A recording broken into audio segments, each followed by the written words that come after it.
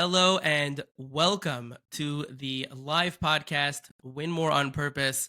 Today we have Ahron Wohlgelernter on with us as we're going to be talking about sales success through podcasting, integrating your show into your sales funnel.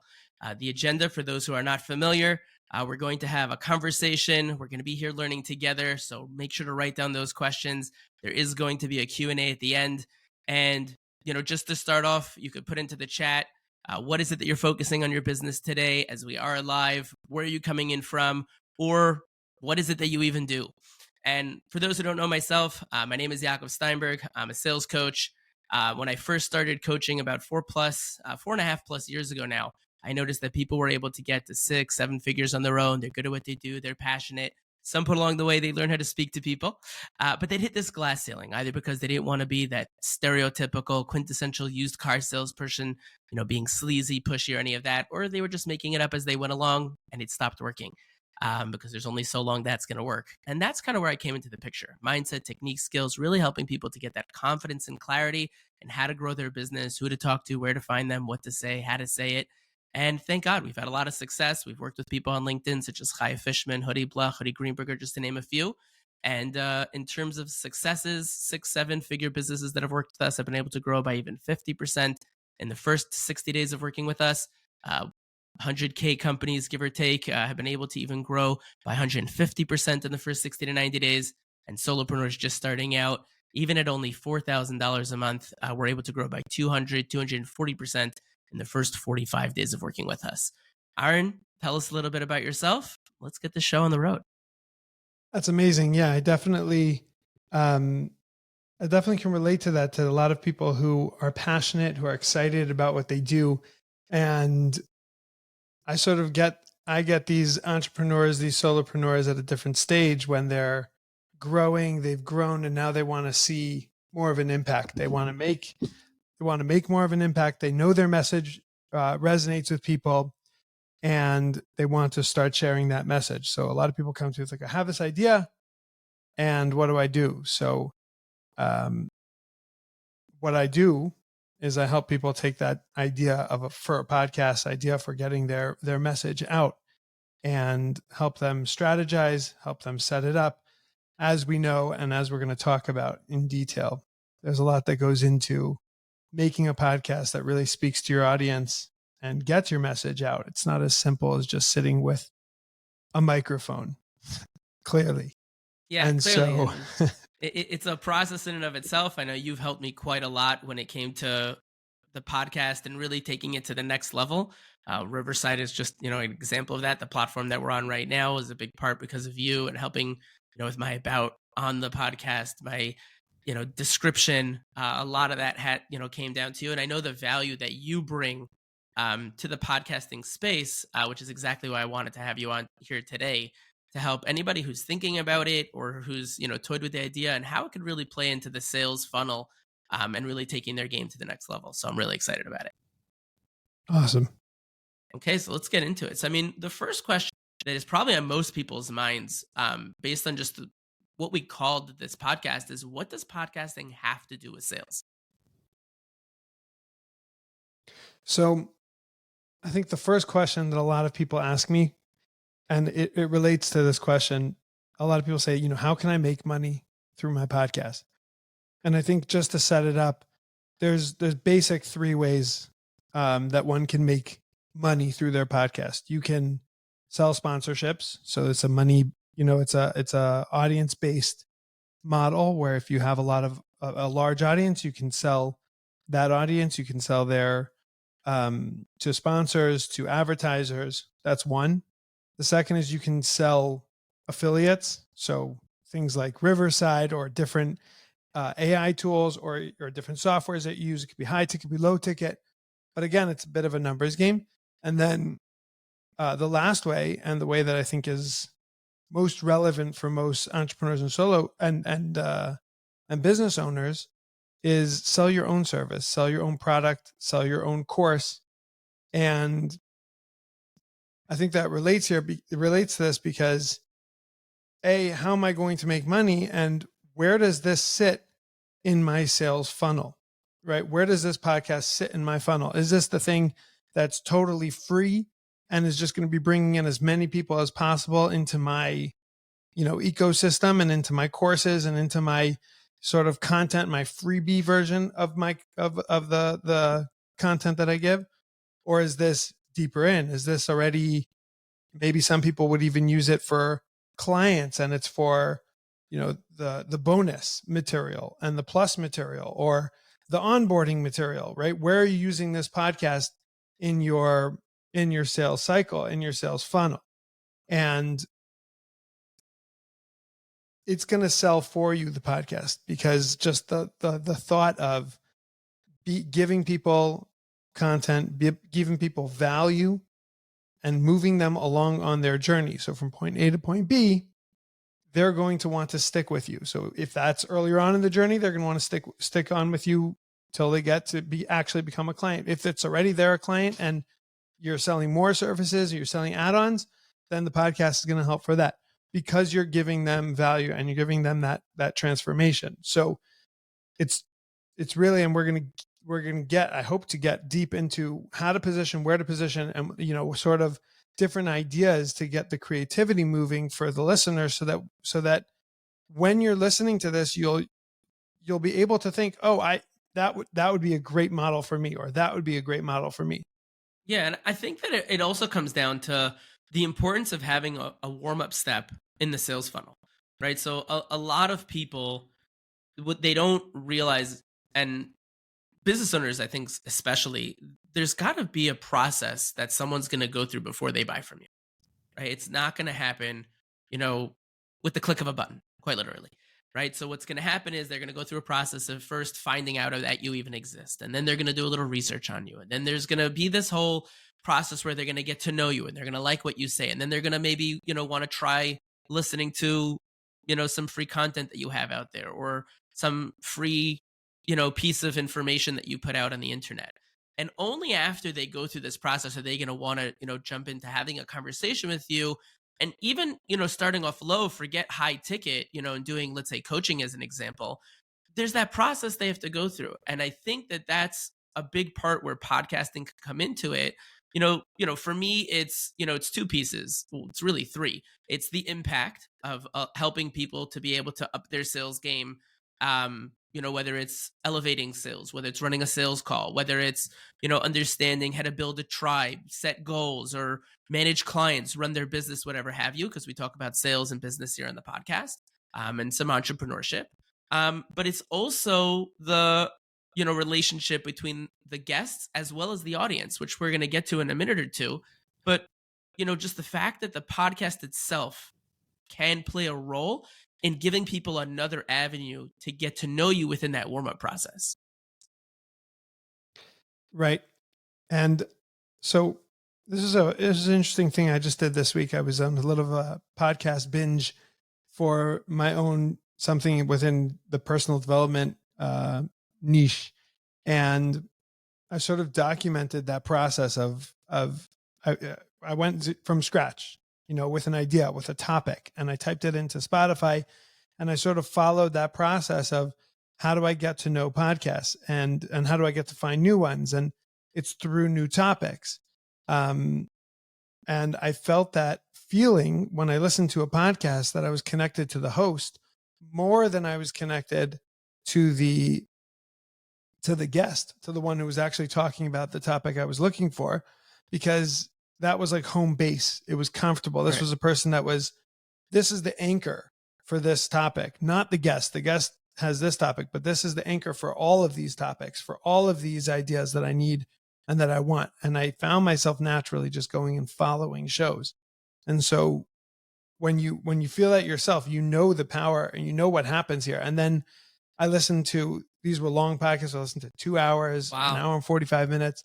And like, it really does connect you. You get to know not just the voice, but you get to know the ideas, the concepts, the feelings that are given over in the episode. And that really, as you said, it makes you comfortable. It's like that know, like, and trust process. And it's not in 5 minutes. It does take an hour and 45 minutes, meaning these are, or even for a shorter podcast, 45 minutes is nothing to scoff at. That's a long time that you get your listener you get to be in their ears. Yeah, exactly. And it's something that I think a lot of people take for granted. The idea that someone's going to be willing to listen to your podcast. Um, I mean, think about it. If you had the ear of someone who is your ideal client for 5 minutes, you'd be happy. For 20 minutes, you'd be over the moon. For 45 minutes, an hour, you wouldn't know what to do with yourself, right? And that's essentially what it is. And when you're able to do that, when you're able to tell and help people to improve and to show them another pathway, which essentially is giving them a back end pass into what it is that you do, it's a whole different experience for them as they go through that process of learning who you are and why you might be a good idea for them to look into. Exactly. I think that, where we go from there, there's another question that I think comes up a lot of times, which is, what are some of the mistakes that people make when it comes to the positioning, right? You mentioned that in your opening, comments. Positioning, I think, is a big issue for a lot of people. And I want to delve into that a little bit in terms of some of the mistakes that people make when they come to trying to get their podcast to work for them. Tell us a little bit about that. Okay. So just to make this more of a back and forth and a conversation, I think that, did you go through iterations of what your podcast, the name or the topics you would discuss? Were there iterations when you were thinking and planning this? No. I mean, up until the point where I Okay. actually went for it, there was like back and forth because I toyed with making a podcast for a really long time. But once I really did my own branding, and I really had clarity in terms of who I was talking to and what it was I was doing, and I had my strategy clear, and I did that together with Hori Blach, actually, my own client. It changed everything for me, and I had clarity. I mean, my tagline of the business is "Win More on Purpose." So it came naturally. I was like, this is exactly what I want to do for people: is help them to win more on purpose. It's the whole point of the business, is to help people to have that impact in their lives of being able to take it to the next level. And I knew right away I wanted it to be about sales.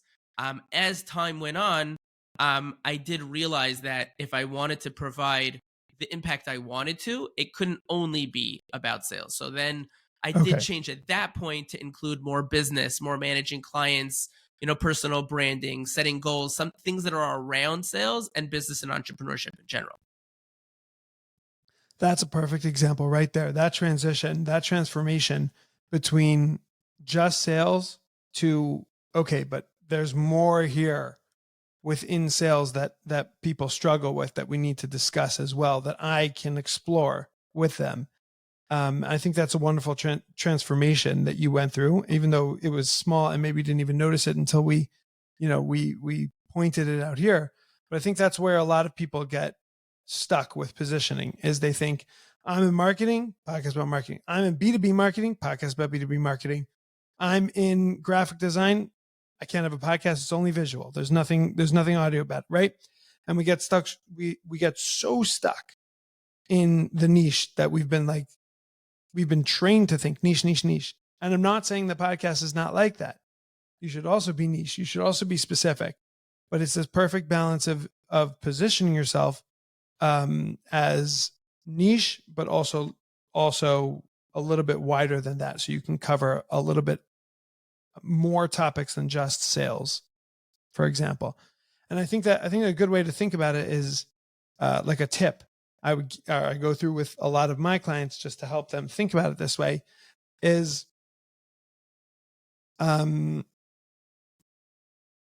thinking about it. What are you interested in learning about? Okay, so you're in sales, you're a sales coach, but there's clearly things that you want to learn about to make yourself better at sales, to make yourself better at a sales coach, right? That's a lot of your podcast, because you're good at X, but you also want to learn about maybe career changes, or maybe this, or maybe that, right? And there's all these like different subtopics. So that's going to be an interesting podcast. Mm. Because again, the listener wants to hear change. They want to hear you growing through the podcast. So now these are all under the umbrella that this is how you position your podcast in a way that you're learning something every episode, and therefore your listeners are engaged and they're learning as well. It's so interesting because when I first started, the podcast itself, and I was specifically, around sales, it was about imparting information more than anything else. And as, like you Yes. said, as it went along and I, started seeing, hey, wait a minute, I'm going to get stuck if I try to do this solely about sales. And I don't want to be a broken record. I want to have opportunities for more people to come in and have other guests that can bring in things that are connected to sales, right? So, and that was always my thing. Whenever I spoke to potential guests, I said I want it to have to do with sales. So business has to do with sales. Entrepreneurship can have to do with sales because we're all doing that in our businesses. Whether it's managing clients, whether it's setting goals, whatever these things are. And a lot of them tied back directly into sales, and some of them were around, in the peripheral, as it were.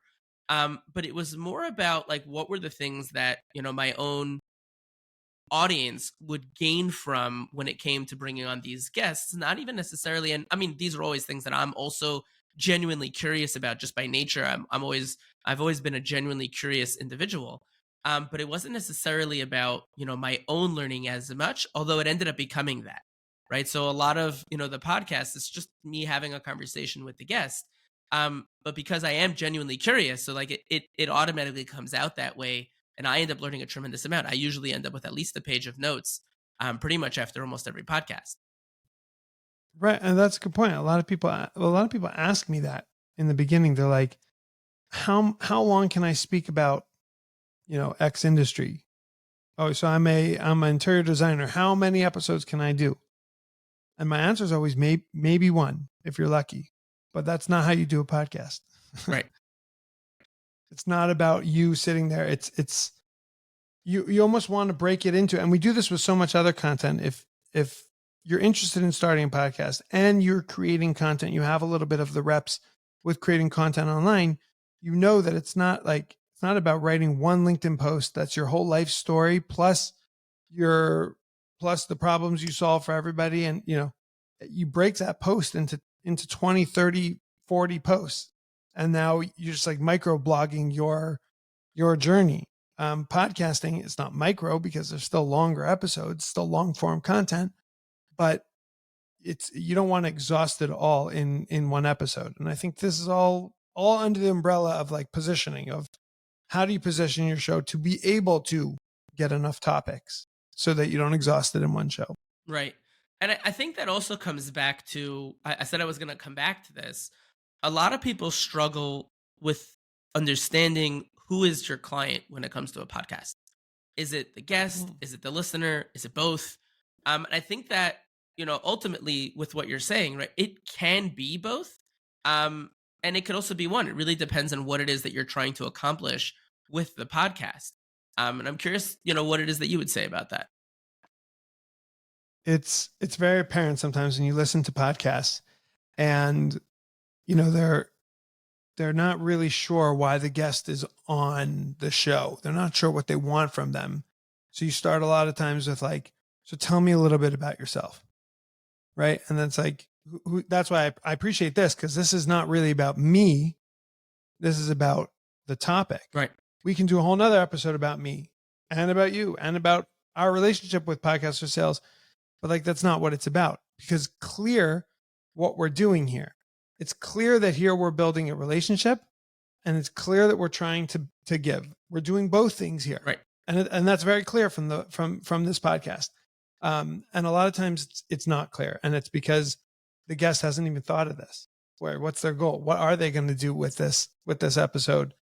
And I think it's a crucial conversation to have with yourself. Who is my client here? And just to give like the tip behind it, or the way to think about it is, let's say you would create two separate podcasts. One where you're really trying to get clients to your coaching service, to your services, right? So that would be much more about the client. You would even have clients on, past clients, future clients, right? You would have them on because it's all about the listeners becoming clients. You're not selling anything to the guests themselves. It's all about the listener. Whereas you can take a whole nother road, or you can do variations of either, but you can take a whole nother road and say, I don't really care who listens to this. The point here is that I can create content to put out online. The point here is that I can create meaningful relationships with people who I wouldn't be able to get on the phone. And that's a huge strategy. I'll give you an example. We had a French startup once who I did a podcast for. We actually did two separate ones. We did one in French, one in French and one in English. And the idea was, I don't really care who listens. I really want to have 50 conversations with people who can help me advance the startup in English and in French. So they had, after a year, they had 100 conversations with people that they could get maybe on a LinkedIn chat, text chain, 4 or 5 messages. And here they got them for a meaningful conversation. It was about sales, and it was about building out the sales stack and tech. And it was very interesting. It was done well, it was positioned well. And it was just it really helped their business grow because they had that strategy. Right. Now, they didn't really care about the listeners. They weren't asking people to follow necessarily or judging success based on how many listeners they had. It was about creating those relationships. It was about having good conversation to create content for later, so that the relationship, there's something there that you're giving. There's a give and take. But those are like two totally different ways of looking at it. Now, you can combine them and use a little bit of each strategy in each podcast, but there should be one of the two should be present. Yeah, and I think that people like miss the boat on this a lot, because I remember when I first toyed with the idea of doing podcasting, there were, a couple different pieces that I wanted from it. Back when I first started thinking about it, one, I wanted to be able to get in front of and network with people that I otherwise wouldn't get a chance to, because people are much more willing to have an hour-long conversation with you if it's a podcast than if it's just a conversation, right? So you can build relationships and get in front of people that are either in front of your ideal client, right? We can call those networkers or referral sources, or people that could even be your client, right? And the guest as well, depending on how you're framing the podcast, like we said earlier, could also potentially be your client. And you could effectively get all three, right? It's really about intention, right? One of the things that I started out right in the beginning was, if I'm going to do this, I want it to be as right as possible. I wanted to do it right. And that meant I wanted to be with clear intention. Every time I spoke to a guest, hey, this is what we're doing. And there have been many times that I still get where someone, I'll end up getting a question sometimes, such as, asking about, a book they wrote or something about themselves. And I always will come back and say, like, especially in the beginning, I want this to be more about giving over practical and impactful information. So let's keep it to the topic at hand and make sure that those are the types of questions that we're having, a conversation about. And when you do that, when you are super, intentional about what it is that you're doing within the podcast, it becomes a lot easier to get out of it, whatever it is, whether it's the impact you're trying to get or clients or just networking. Right. I think as the host, you're saying, even just Yeah. the conversation is smoother because you can cut out parts of the conversation unnecessary. And you know the kinds of questions you want to ask because you know what your goal is, you know what you're trying to achieve. Yeah, exactly. I think one of the things, I think go ahead. Sorry. Yeah, I think that's just like a little bit of a rabbit hole there, but I think that there is a lot of fear about the conversation itself, and people are apprehensive because I'm not good on camera, I'm not good on the microphone, but all you really need is genuine interest, and you just need interest in your topic to position it well, interest in your guest, or not having guests, that's fine as well. But it's you can do things in the strategy stage that will make the conversation smooth. And the times when it's not smooth and it's odd and it's weird is because there's no real goal. There's no real strategy to the overall podcast, the overall conversation. So I think it's a bit of a rabbit hole on this, but I think that, and I'm sure you've grown as well throughout, the way you're able to control the room per se, Right. control the recording, has changed since the beginning. Yeah, it's about the repetitions, right? I had a conversation the other day with a potential client who ended up, now they're a client, and in the conversation he goes, "Are you a public speaker?" Like I was like, "Look, I have a podcast and I've spoken from the stage," but there was when you get the repetitions in and you get really comfortable talking to people in a certain way, you change. And usually, I mean, we hope it's for the better.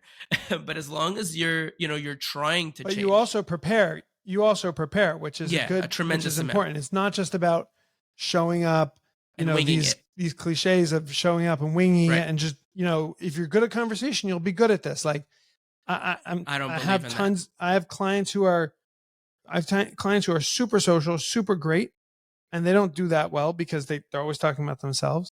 And I have clients who are a little bit awkward and do well, and I have clients who are a little bit awkward, so they don't do interviews.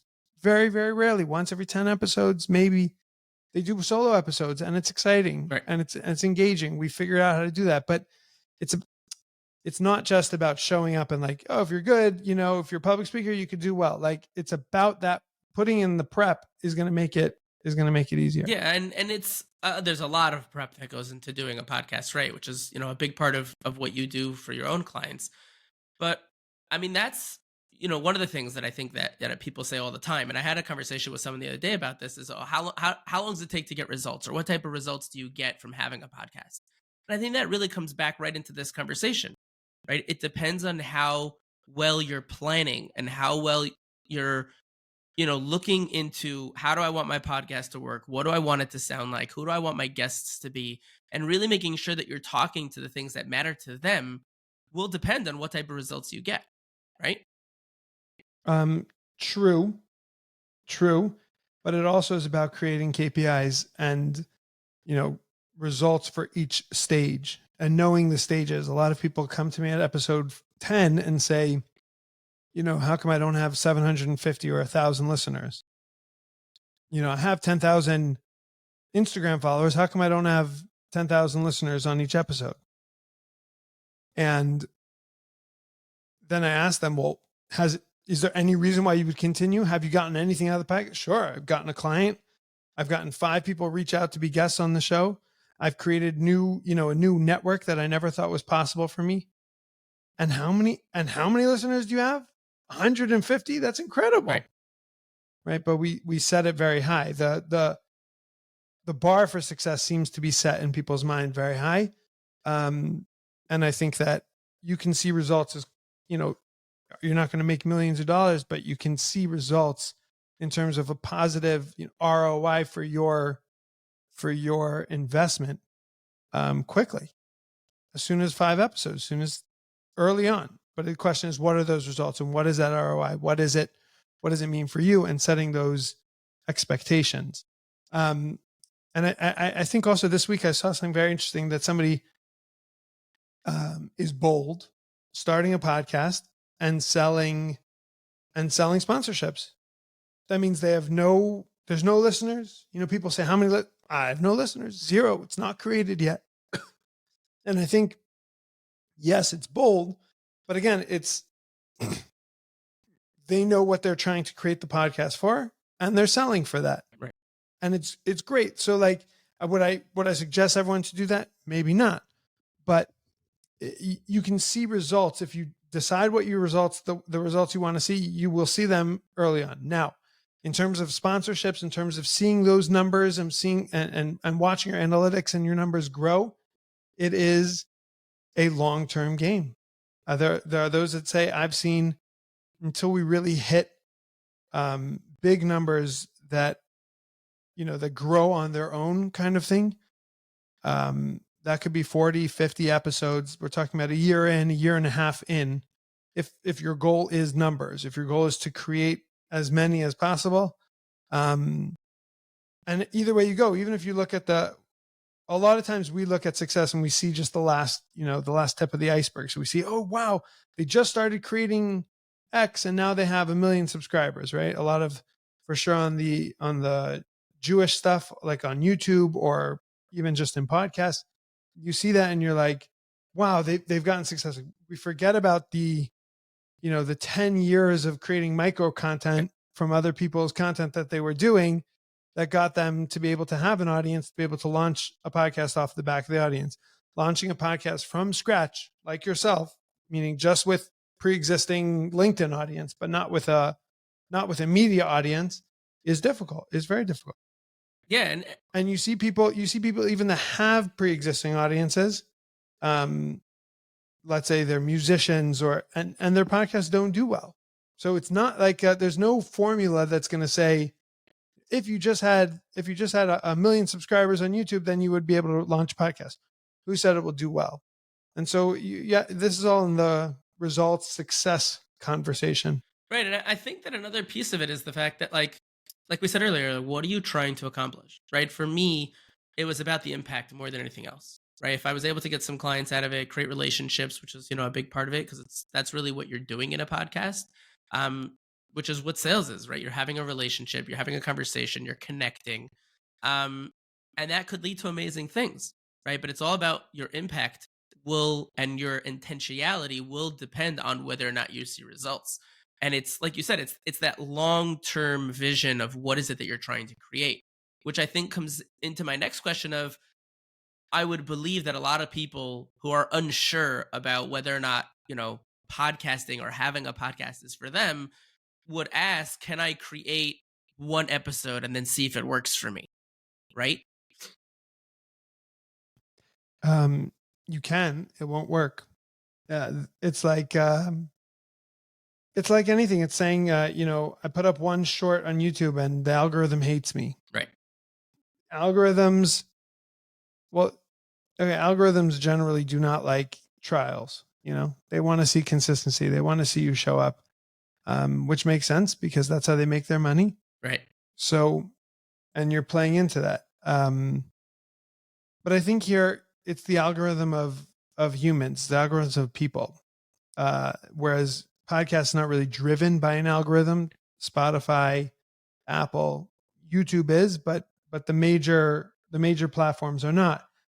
And that's important because, throwing up one episode for what, you put in so much work and effort for it. Right. People, it doesn't really get anybody into your business. It doesn't get them learning about you. It doesn't get them familiar with you. There's a bit of like a gray area when it comes to, like, let's say we do a series, right? 5 episodes, really well edited, more of an audio experience than just a conversation. There might be a place for that depending on the, how creative we can get with it, right. essentially. But I know people that have 5-10 episodes. They use it as part of, again, just to get back to sales, they use it as part of their sales processes. They address 10 different issues. And then when somebody says to them, can you tell me about X? You say, oh, I've got this great podcast where I created it, and you can use that already, like, past the sales call, right? Or they cut it up into short form content and then they just send over that little clip. Also, but I would say for one episode, like, to answer the question as little as possible, like one episode, you're not going to do anything. It's not worth your time. I would even suggest that, like what you just said, I would suggest just record yourself without putting it out as a podcast. Record yourself, create micro content, and see how that works for you. Interesting. Yeah, and I think that, like, this, again, it all comes back to, what is it that you're trying to do, right? So it's the same idea with, the opposite side of the coin, which is, well, how can I be considered a thought leader or an expert or an authority if I don't have millions of downloads? Well, I mean, it's kind of the same thing that you're saying now, right? If you're trying to, create relationships, so that's one piece of it. If you're trying to just impart knowledge and be the authority, you could create the long form content, do it every single week, once a month, whatever it is, cut it up into short form pieces. And then when people are asking you those questions, you send that to them or just send them to the podcast. And it really depends on, again, on what is it that you're trying to accomplish, but you don't need to have, from what I've learned, even, from you and, thus far into the game myself, you don't need to have millions of downloads to be successful at podcasting, right? Even having, like you said, 5 listeners that are truly engaged, could be truly impactful, not just for them, but for you, and even having them become clients. Exactly. And people are showing up to hear from you.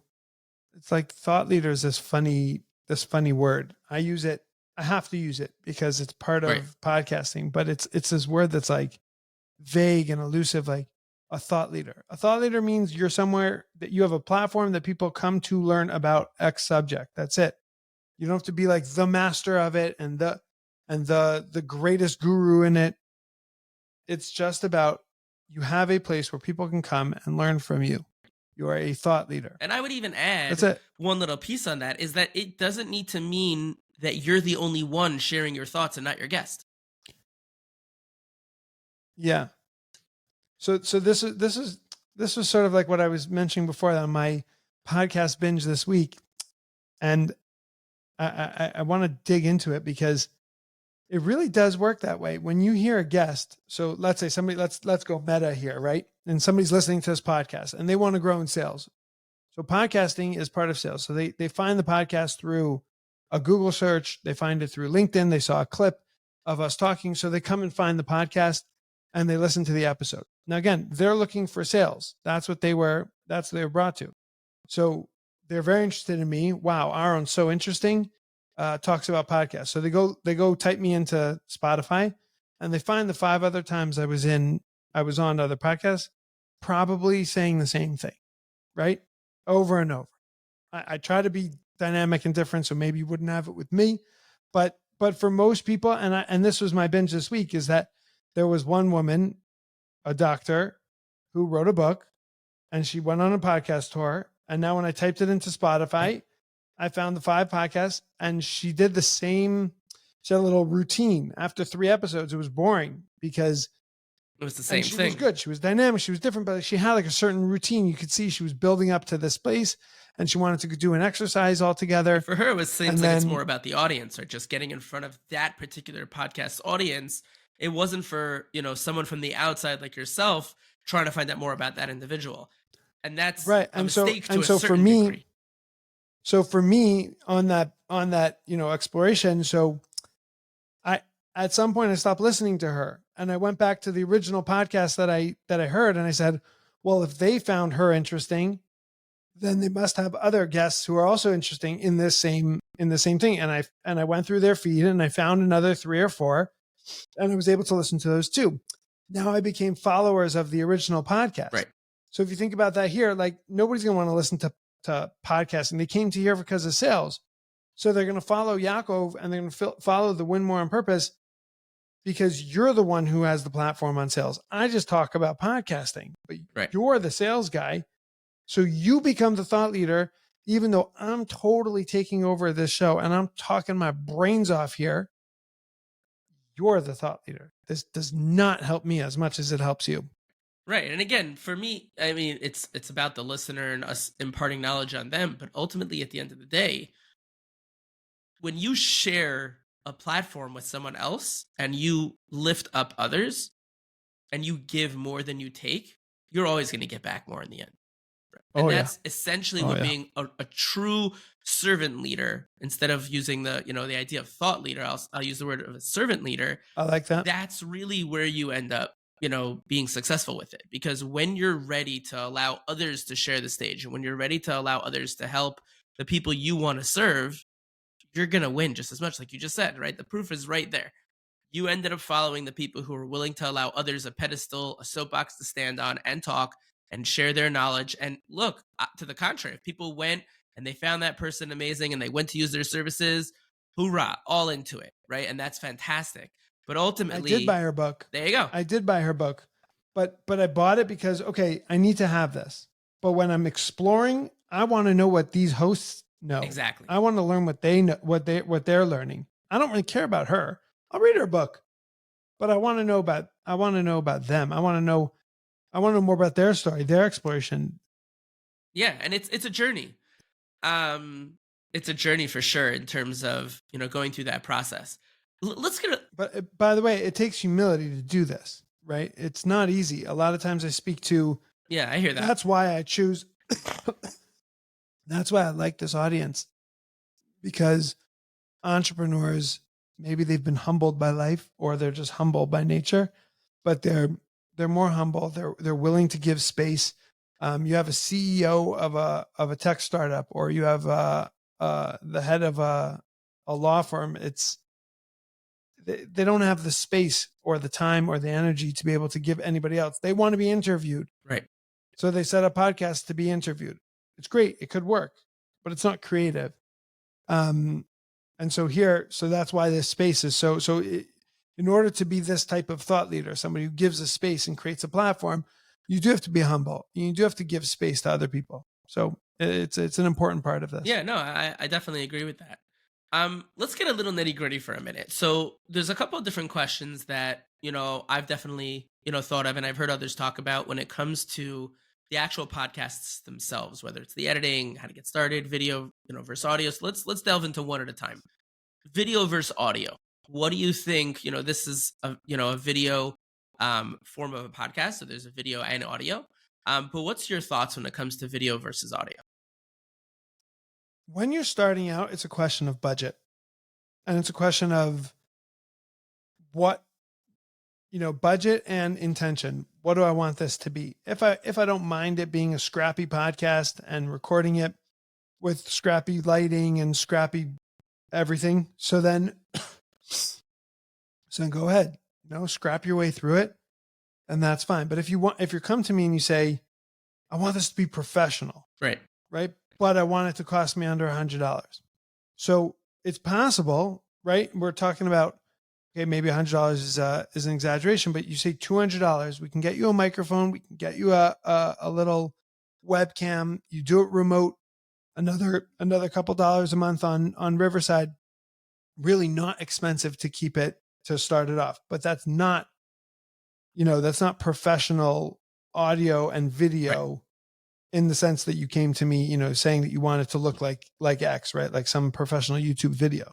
So I would say that the split would be, if you're not willing to invest in both in understanding and knowing YouTube, so you're just going to put up small uncut videos or long uncut videos and just scrappy onto YouTube, it's not going to do anything for you. No, we've done it all the time. We go onto YouTube and find a podcaster who has 12 subscribers and 13 views on 44 episodes, and what does that do for you? The whole point of YouTube is discoverability, but you have to play YouTube. So if you're not willing to invest in that and invest in the equipment it takes to create quality content for that, that's fine. But then let's stick to audio. And with audio, with just $200, you can create something with superb quality. You can have great editors. You can work, you can get a whole team for that. And so that's where I would go towards audio. So a lot of times, especially with solopreneurs and small business owners, it's not a question of looking the best, because we're okay with that. Right. We can start just with audio, and we'll grow into video, and we'll grow into using clips, and we'll grow into doing that. With that being said, I think you should always record video. Just like we're doing here, even if you wouldn't use this, it's still a good idea to always have video, because that's where you're going to create the clips for LinkedIn or for Instagram, for social media.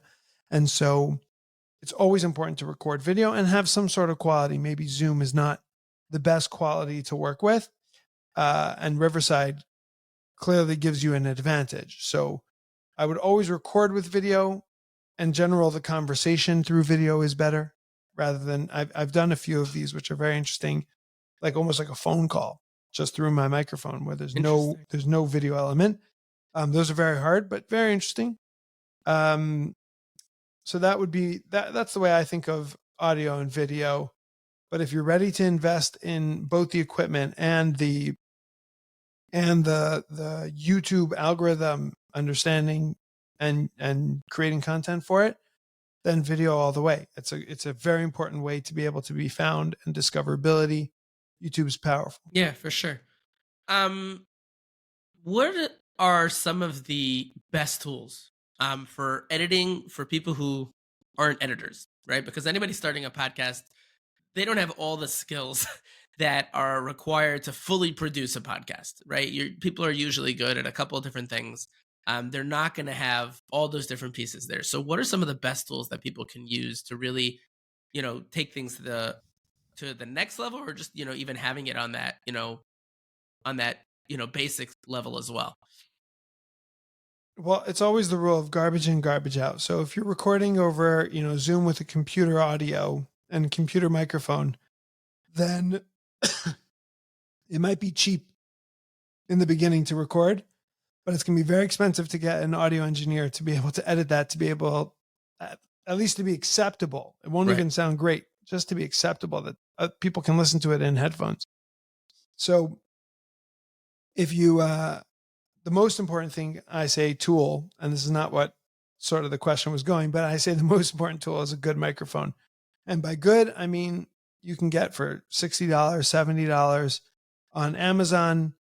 You can get microphones that work really well for untreated rooms, for you're sitting in a home office or in an office with noisy rooms.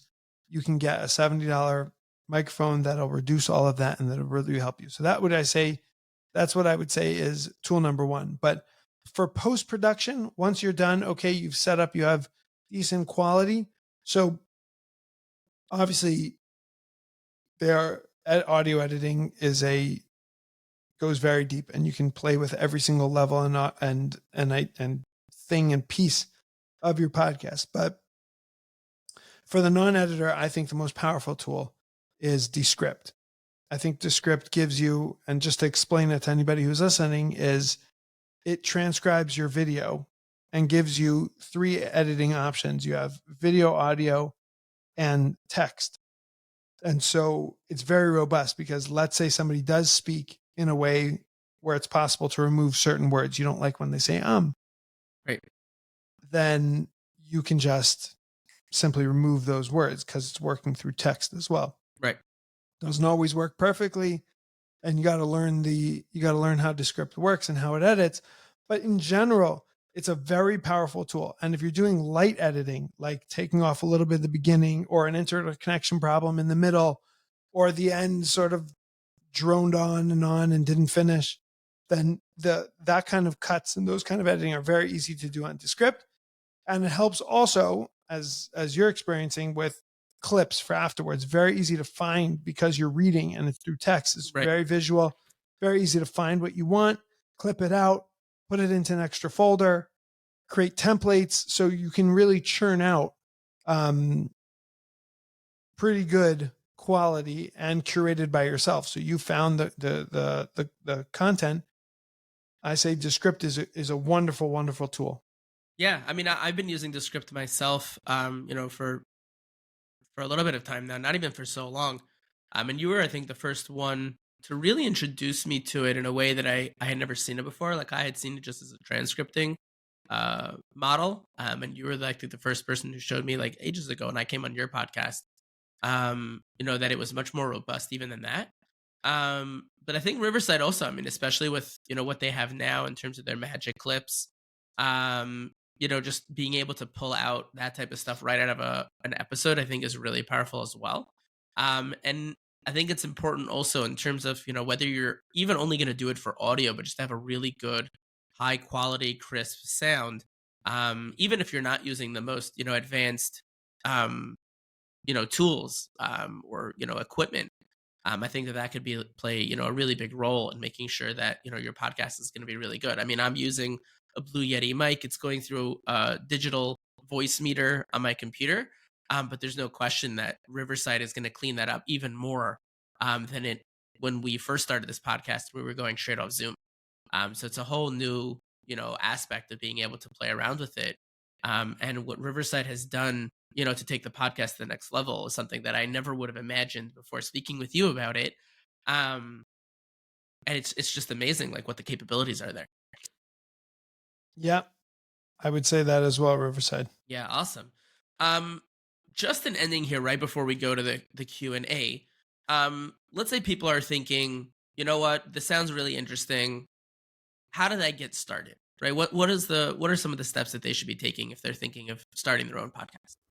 Besides, of course, getting in touch with you. So the first thing you should the first thing you should not do is pick a name.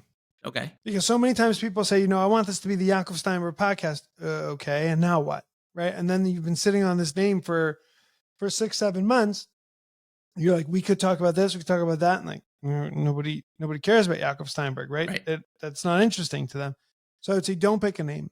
The first thing you have to do is really figure out your positioning, figure out what you're trying to accomplish, and where does this sit within your funnel? Where does this sit within the journey that your clients are going to take to you? And that's how I start with everyone. I sort of tell them, tell me what your name, your podcast, the name you want it to be, and tell me the description you want it to be. Okay, set that to the side. Now let's work. And then we go back to that and we see that it was like way too vague or way too specific, either one. And I would say the best place to start is with the strategy. What are you doing? Amazing. And then just in terms of, technical steps, like you said, it's literally just pressing record, right? Once you have a mic, which is, like you said, that really first tool to really, and you don't even need That's that what we want. That's what we want it to be, because when it takes so much time each week, when you're not prepared, it can take you 4 hours just to prep, just to get your guest, and then to figure out why this guest is going to be on your show and what you're going to talk about. When you have it systemized under the umbrella of like your goal, this is what I'm trying to accomplish. Okay, this guy fits. And this is something that you can attest to as well. Like it, even when you hit roadblocks, okay, this guest can't come on anymore. You don't have to go back to the drawing board now and say, okay, well, who am I going to have now? These are I have a list of 10 potential people. I know why they're going to be on. I know what we're going to talk about. And you can just go back to these, keep on drawing from this original strategy to be able to make each week easy, so that all you have to do each week is press record. Essentially, it's very easy. It's simple, right? Meaning it doesn't take, everything you're doing is exciting. And part of the process, part of that, building your network and building your relationship with your guest. So yeah, and I would say, I mean, even for myself, I mean, there have been a couple of times when, there was a last minute cancellation, and because of, you said, because of that planning, because I know what was going on, I knew what was going on. I was able to, to move, and okay, I know that this is, we had planned of, doing it this time, or, I had wanted to ask you to be on, is this something that you would be interested in doing? And right away, in a much faster, simplistic manner, I was able to find, guests to, come on the show in that way. I want to open the floor to Q&A. So anyone here, you could put into the chat, something you're stuck on today. If you could ask one question about, podcasting or your sales funnel or the topic at hand, what would that be? And then, we'll give a minute for people to populate that, and we'll start answering those questions.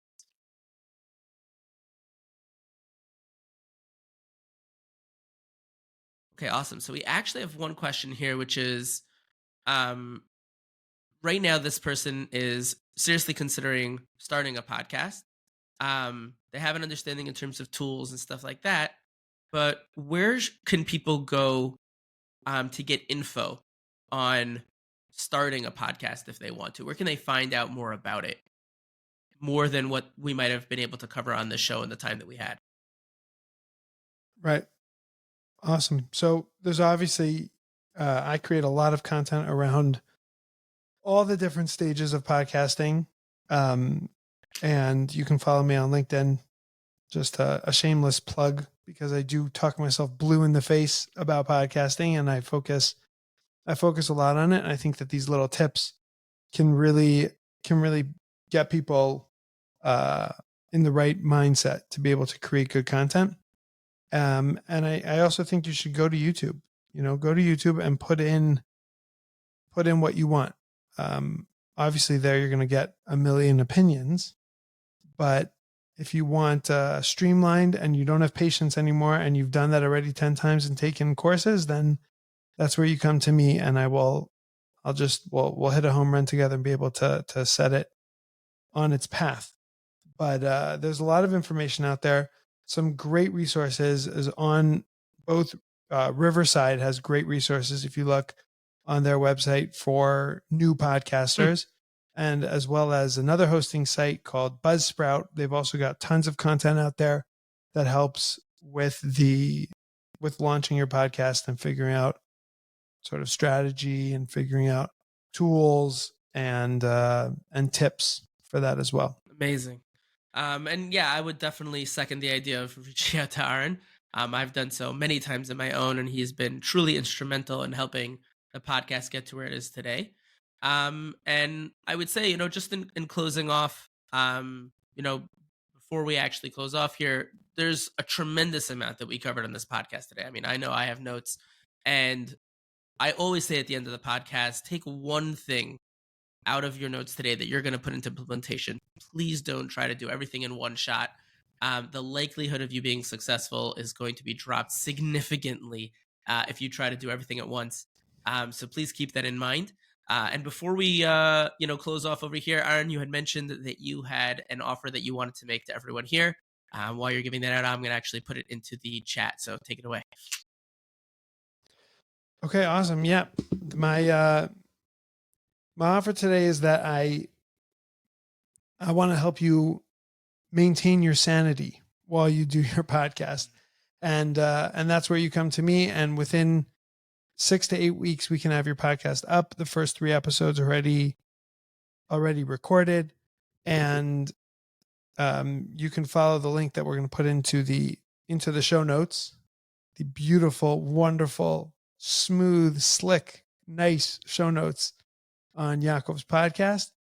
And if you're interested, you should reach out, and we'll get you started as quickly as we can. Yeah, and those show notes are definitely a big part in from Aaron. So I definitely think that this is a very, very valuable offer that you're putting out here. And I would also say, just in closing off here, if you loved this live podcast today, or if you're listening to the podcast on one of the platforms, you can definitely feel free to hit myself up for a 30-minute strategy session to take your sales game to the next level. We are already booked out quite a bit in advance usually, so make sure to book those slots while you still can. For those that are here today, it's in the chat, and for anybody listening to this, it'll also be in the description as well. And Aaron, I would just want to say in closing here, I appreciate everything that you've done, for myself and helping to, consistently grow the podcast, and give me, an understanding of information and tips and different ways to, going, into taking things to the next level, even in the nitty gritty aspects of it. So I truly appreciate you, and thank you very much for coming on today. I know it was truly impactful for myself, and I'm sure for so many of the people that are here today. Awesome. My pleasure, Yaakov. Thank you for creating this space. Absolutely. And I wish everyone, thank you so much for coming, and have a fantastic rest of your day. Take care.